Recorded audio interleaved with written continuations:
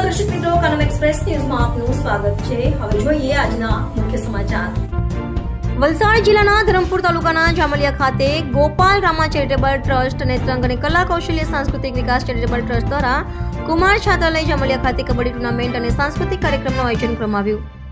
કાર્યક્રમ દરમિયાન એનઆરઆઈ નરેન્દ્રભાઈ ભગત અને ગીતાબેન ભક્ત અને તેમનું ભક્ત પરિવાર સાથે પ્રવીણભાઈ ઓણવાળા દ્વારા તેમજ વાસદાથી ચિંતુભાઈ હાજર હતા।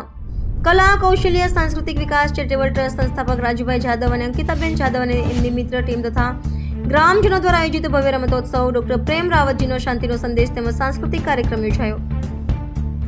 આ રમતોત્સવનો હેતુ બાળકોના વિકાસ માટે, સર્વાંગી વિકાસ માટે યોજાયો હતો, જેમાં કબડ્ડીમાં 7 જેટલી ટીમો તેમજ સાદી રમતમાં નાના બાળકોએ ભાગ લીધો હતો, જેમાં લીંબુ ચમચી, ડુંગળી ચોર, કેળા ખાવાથી કૂદ, ફુગા ફોડ, કોથળા કૂદ, સિક્કા શોધ જેવી ઘણી રમતોમાં બાળકોએ ઉત્સાહપૂર્વક ભાગ લીધો હતો।